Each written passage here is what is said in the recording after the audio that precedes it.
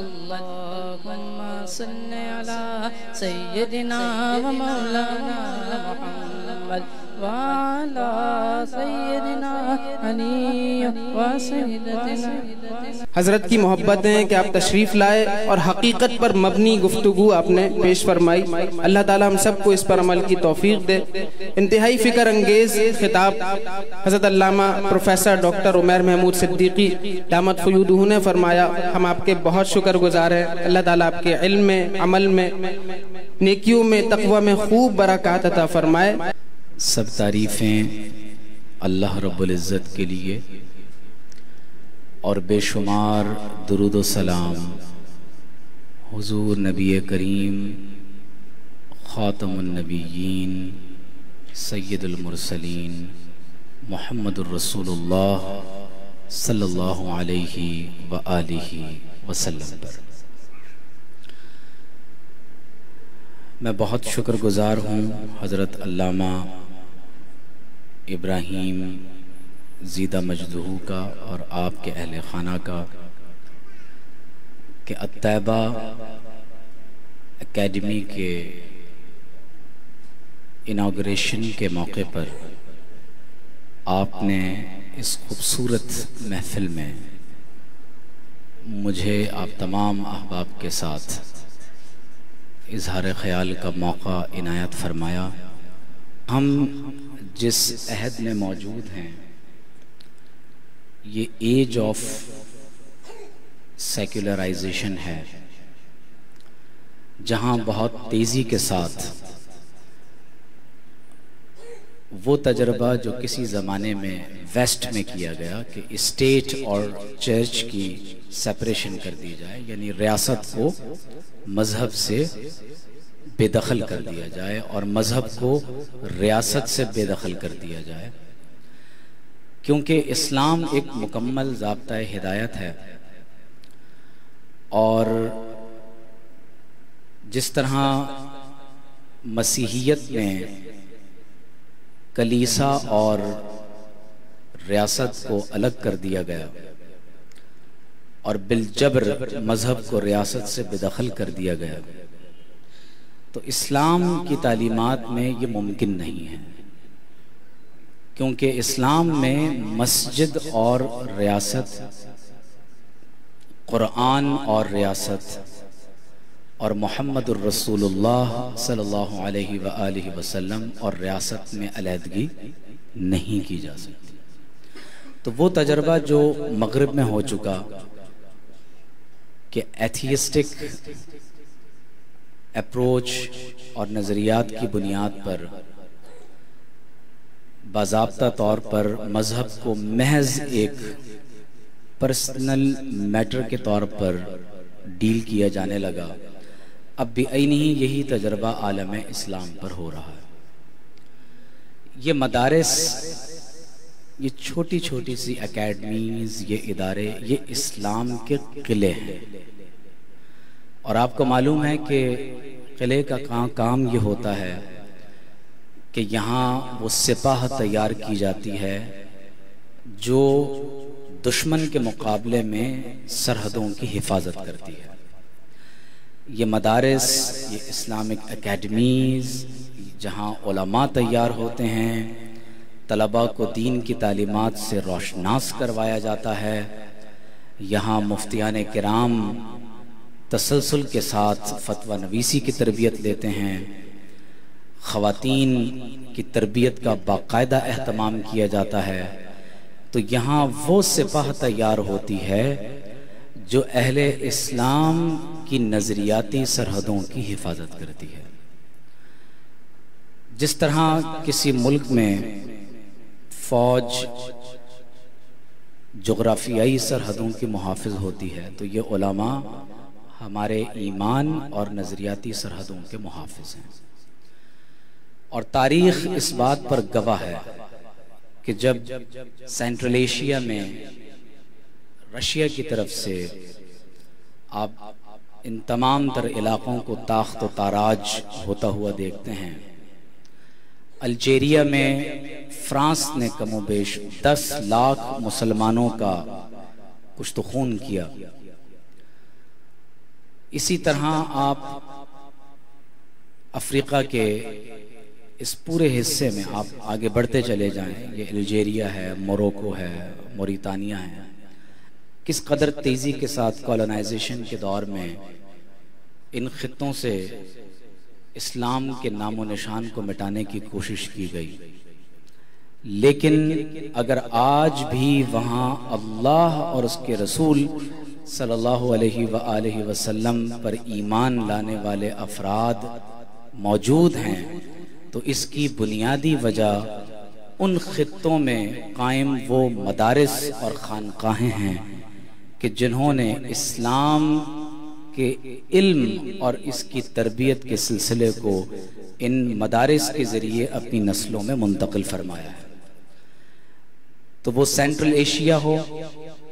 یا ہند و پاک کا علاقہ ہو، یا آپ افریقہ کی طرف چلے جائیں، یا عالم عرب، یا ایک جدید ترین مثال آپ کے سامنے ترکی کی ہے کہ جب سلطنت عثمانیہ کے ٹکڑے کیے گئے تو ترکی کو ماڈرن ترکی بنا دیا گیا، ریاستی سطح پر قرآن کے عربک مینیو اسکرپٹ پر پابندی لگا دی گئی، اذان پر پابندی ہو گئی، ترکی زبان جو عربی رسم الخط میں لکھی جاتی تھی اسے مکمل طور پر بدل کر رکھ دیا گیا، اور نتیجتاً ان کی پوری نوجوان نسل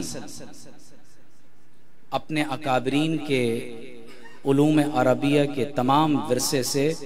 نہ صرف یہ کہ محروم ہو گئی بلکہ ان میں ان کتابوں سے استفادہ کرنے کی صلاحیت بھی ختم ہو گئی۔ لیکن اس کے باوجود آپ 100 سال کے عرصے کے بعد یہ دیکھتے ہیں کہ ترکی میں آج بھی قال اللہ اور قال رسول اللہ صلی اللہ علیہ وآلہ وسلم کی صدائیں گونج رہی ہیں۔ تو اس کی وجہ یہ ہے کہ تسلسل کے ساتھ ان مدارس میں، ان خانقاہوں میں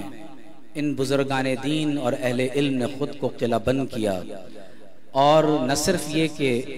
علم کی حفاظت کی بلکہ اس علم کو میراث کی صورت میں اپنی آئندہ آنے والی نسلوں میں منتقل کیا۔ اسی طرح اگر آپ رشیا کی ریاستوں میں قفقاز جسے کوکیشیا کہتے ہیں، اگر آپ اس خطے کی تاریخ کا بھی مطالعہ کریں تو معلوم یہ ہوتا ہے کہ وہاں امام شامل رحمت اللہ تعالی ایک طویل عرصے تک رشیا کے خلاف نقشبندی سلسلے کے بہت بڑے بزرگ تھے، جہاد کرتے رہے، لوگوں کو درس و تدریس کے ساتھ ان کی تربیت فرماتے رہے۔ تو ان کی اس تسلسل کے ساتھ خدمات کا نتیجہ یہ ہے کہ آج آپ کو چیچنیا میں اور اس سے ملحقہ دیگر ریاستوں میں آج بھی آپ کو اسلام اور حضور علیہ السلام کی محبت کا پیغام زندہ نظر آتا ہے۔ تو پہلی بنیادی بات جو میں نے آپ کے سامنے ایک تاریخی تناظر میں رکھی ہے وہ یہ ہے کہ ان مدارس اور اسلامک اکیڈمیز کی اہمیت کو پہچانیں۔ عموماً آپ غور کیجئے کہ والدین اپنے بچوں کو کسی اسکول، اب تو پری پرائمری کلاسز ہیں اور پرائمری اور پھر سیکنڈری او اے لیولز اور پھر انٹرمیڈیٹ سیکنڈری لیول اور یونیورسٹی اور پھر اعلیٰ ترین تعلیم تک ڈاکٹرل اور پوسٹ ڈاکٹرل لیول تک لے جانا چاہتے ہیں۔ لیکن آپ غور کیجئے کہ ہماری توجہ اس بات پر نہیں ہے کہ ہم خود یا اپنی نسلوں کو دین کا علم سکھا سکیں۔ دیکھیں یہ دو الگ الگ پہلو ہیں۔ ہر زمانے میں ایسے اہل علم کا ہونا جو ہر دور میں پیش آمدہ مسائل کا حل قرآن و سنت کی روشنی میں بیان کر سکیں، تو ایسے علماء کا وجود، ان کی تیاری یہ فرض کفایہ ہے۔ اگر کسی بھی زمانے میں ایسے علماء آپ تیار نہ کر سکیں تو مجموعی طور پر اس خطے کے مسلمان گناہگار ہوں۔ لیکن آپ غور کیجئے کہ اس کے ساتھ ایک دوسرا تعلیم و تربیت کا سلسلہ بھی ہے، جس کا بہت اہم ترین پہلو یہ ہے کہ ہم لازمی نہیں ہے کہ باقاعدہ درس نظامی کر کے عالم ہی بنے، کم از کم وہ علوم جو ایک مسلمان کے لیے سیکھنا ازحد ضروری ہیں، بحیثیت ایک مسلمان حقوق اور فرائض کے تناظر میں جن کا جاننا ضروری ہے، کیونکہ اسلام بنیادی طور پر 3 علوم میں یا اس کی تعلیمات 3 علوم میں منقسم ہیں۔ ایک علم العقائد کہلاتا ہے، ایک علم الاعمال کہلاتا ہے، اور ایک علم الاخلاقیات یا جسے حقوق العباد بھی آپ کہہ سکتے ہیں۔ تو آپ غور کیجئے کہ بحیثیت ایک مسلمان اگر ہم 8 سالہ درس نظامی نہ بھی کر پائیں، ویسے تو ہر مسلمان کے دل میں تمنا ہونی چاہیے کہ وہ تسلسل کے ساتھ علم حاصل کرے، اور قطرہ قطرہ کرتے کرتے قریب ہے کہ انشاءاللہ العزیز اللہ تعالی ہمیں بھی اہل علم کے صف میں کھڑا کر دے۔ لیکن اس کے علاوہ یہ ہم پر لازم ہے کہ ہم کم از کم دین کے ان بنیادی علوم کو ضرور سیکھیں کہ بحیثیت ایک مسلمان اللہ اور بندوں کے حقوق ادا کرنا، اور جو حقوق اللہ نے ہمارے ذمہ دیے ہیں اپنے فرائض کو پورا کرنا، ہم کم از کم ان علوم کے بعد ان کو پورا کر سکیں۔ کراچی یونیورسٹی کے ایک پروفیسر نے مجھے بتایا کہ ایک بچے کو ایک سائیکیٹرک کے پاس لایا گیا، تو والدین نے شکایت یہ کی کہ یہ گھر میں بت لے کر آ گیا ہے، آئیڈلز، مورتیاں، ہندوؤں کی مورتیاں یہ کہیں سے گھر میں لے آیا، یہ ان کے آگے کھانا رکھتا ہے، پانی رکھتا ہے اور پلیٹیں گھماتا ہے، لگتا ہے کہ کوئی نفسیاتی عارضہ لاحق ہو گیا۔ تو ڈاکٹر نے جب بچے کی کاؤنسلنگ کی، اس سے گفتگو کی، تو اس نے کہا کہ یہ بچہ پاگل نہیں ہے، بات یہ ہے کہ جب سے یہ پیدا ہوا ہے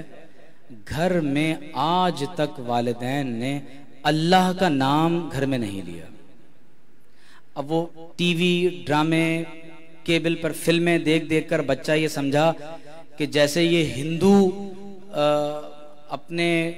مختلف ٹی وی کے پروگرامز میں بتوں کی پوجا کر رہے ہیں تو مجھے بھی ایسا ہی کرنا چاہیے، کیونکہ والدین کی طرف سے یہ علم بچوں میں منتقل نہیں ہوا۔ اور آپ غور کیجئے کہ لقمان علیہ السلام جب اپنے بچے کو نصیحت فرما رہے ہیں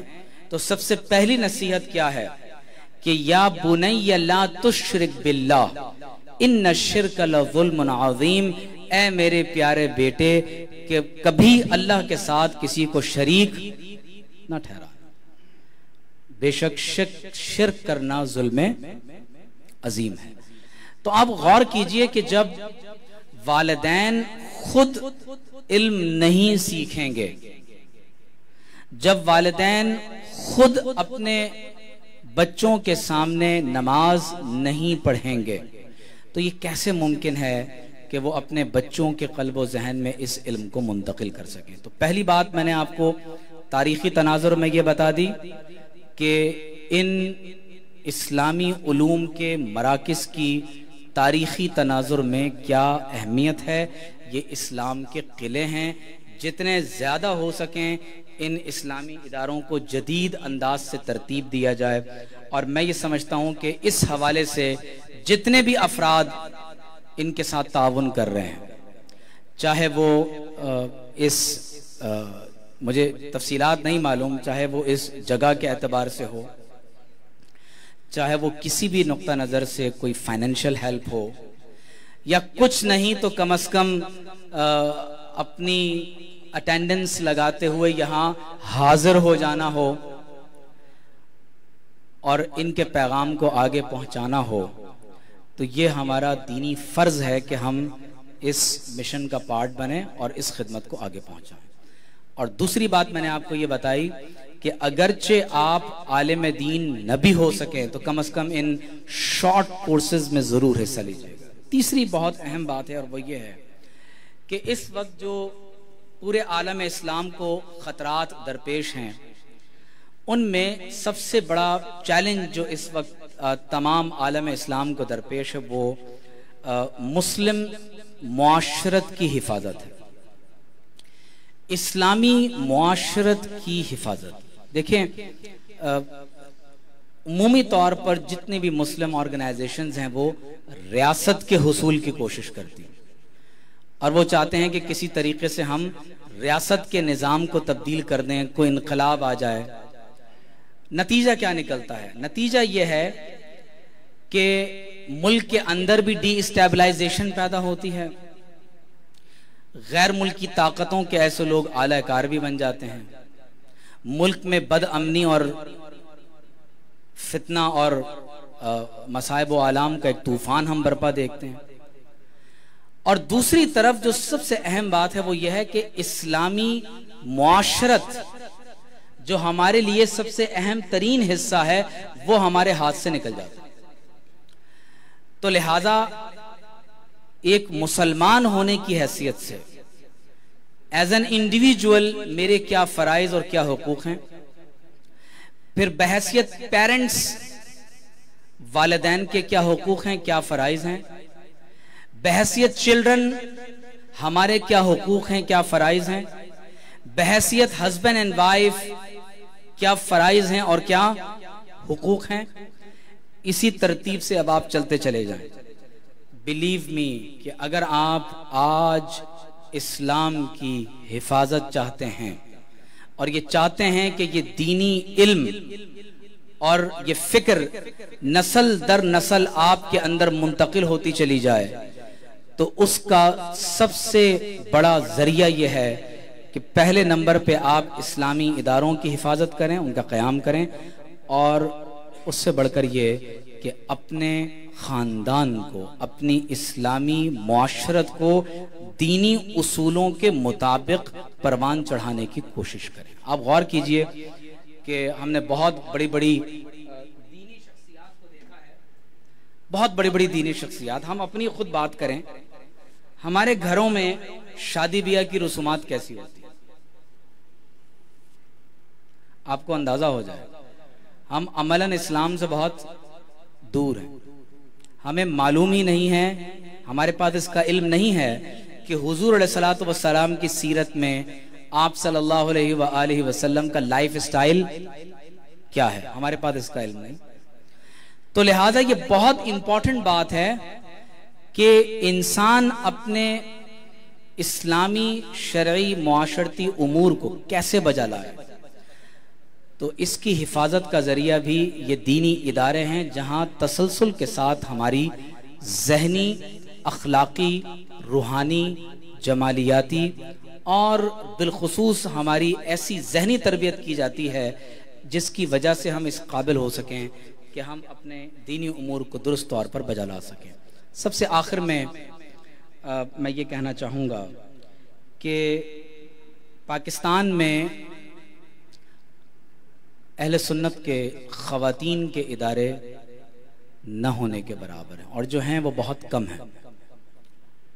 اور مجھے یہ جان کر بہت خوشی ہوئی کہ الطیبہ اکیڈمی میں نہ صرف یہ کہ باقاعدہ ایک درس و تدریس کا سلسلہ ہے، بلکہ خصوصی توجہ خواتین کی تربیت پر دی جا رہی ہے، اور تسلسل کے ساتھ 10 برس سے اس ادارے کے زیر اہتمام خواتین کی تعلیم و تربیت کا باقاعدہ ایک سلسلہ جاری ہے۔ مرد و خواتین دو، اب سب کے لیے ماشاءاللہ ایک سلسلہ ہو رہا ہے، لیکن فوکس اس میں فیملیز اور خواتین کو کیا جا رہا ہے۔ مجھے ابھی علامہ صاحب نے بتایا کہ ان کے پروگرامز میں مرد حضرات بھی آ سکتے ہیں، اور ان کے لیے کورسز ہیں، بچوں کے لیے بھی ہیں، خواتین کے لیے بھی ہیں۔ تو بہت اہم بات یہ ہے کہ اگر کسی خاندان میں خواتین تک علم درست طور پر پہنچ جائے اور ان کی ذہنی اور اخلاقی تربیت درست معنی میں، درست سمت میں ہو جائے، تو آپ یقین جانیے کہ صرف ایک عورت کے بدلنے سے ایک عورت تبدیل نہیں ہوتی، بلکہ اس کا پورا خاندان اور اس کا پورا گھرانہ وہ اسلام کی اس خوبصورت تعلیم سے خود کو روشناس کرا لیتا ہے۔ میں اپنی گفتگو کو اس پیغام کے ساتھ مکمل کر رہا ہوں، اور آپ غور کیجئے کہ ابتدائے اسلام سے ہی خواتین نے کتنا بڑا کردار ادا کیا ہے۔ حضرت سیدہ زنیرہ رضی اللہ تعالی عنہا کے واقعات آپ نے ضرور سنے ہیں کہ کس طرح ان کے جسم کے ایک ایک حصے کو نیزے کی نوک سے ادھیڑا گیا، اور اس کے باوجود وہ اپنی زبان سے کلمہ شہادت پڑھتی رہیں، بالآخر اسلام کی پہلی شہیدہ کہلائی۔ اسلام کے لیے اگر سب سے پہلا کسی نے خون کا قطرہ بہایا اور اپنی جان قربان کی تو وہ ایک خاتون ہے۔ پھر آپ غور کیجئے کہ حضرت ام عمارہ رضی اللہ تعالی کس طرح سے آپ بیعت عقبہ کے موقع پر حاضر ہوتی ہیں اور یثرب سے حضور علیہ الصلوۃ والسلام کی بارگاہ میں حاضر ہو کر اسلام قبول کرتی ہیں، اور پھر عالم یہ ہے کہ کسی بھی جنگ میں کوئی بھی معرکہ ہو اپنے پورے خاندان کے ساتھ حضور علیہ الصلوۃ والسلام اور اسلام کے دفاع میں میدان جنگ میں اتر جاتی ہیں۔ اسی طرح آپ غور کیجئے کہ حضرت خولہ رضی اللہ تعالی عنہ جہاں وہ اپنے گھر کے کام کاج میں مصروف ہیں، جب میدان جنگ میں اپنے بھائی کا دست و بازو بننے کا موقع درپیش آتا ہے تو آپ خود رومنز کے مقابلے میں جنگ کے لیے میدان جنگ میں اتر جاتی ہیں، اور مردوں سے زیادہ اس قدر تلوار چلانے کے جوہر دکھاتی ہیں کہ بڑے بڑے شاہ سوار اور تیغ زن ان پر اش اش کر اٹھتے ہیں۔ تو یہ اسلامی تاریخ کا ایک ایسا تابناک اور روشن پہلو ہے کہ جو ابھی تک ہماری نگاہوں سے پوشیدہ ہے۔ ازواج مطہرات رضی اللہ تعالی عنہن کی عظیم ترین مثال ہمارے سامنے موجود ہے کہ کس طرح حضرت سیدہ عائشہ صدیقہ رضی اللہ تعالی عنہا ایک طویل مدت تک نہ صرف یہ کہ صحابہ کرام بلکہ خواتین کی تعلیم و تربیت کا کام سر انجام دیتی ہیں، اور پھر سب سے بڑھ کر حضرت سیدہ کائنات فاطمہ الزہرا سلام اللہ علیہا، آپ بچپن سے ہی مکہ مکرمہ میں جب حضور علیہ الصلوۃ والسلام ان تمام تر تکالیف اور مصائب و آلام کو اسلام کی دعوت اور تبلیغ کی راہ میں برداشت کر رہے ہیں، تو کیا خوبصورت بات ہے کہ جب حضور علیہ الصلوۃ والسلام کی اہلیہ کا وصال ہو گیا تو اپنے والد کی ایسی خدمت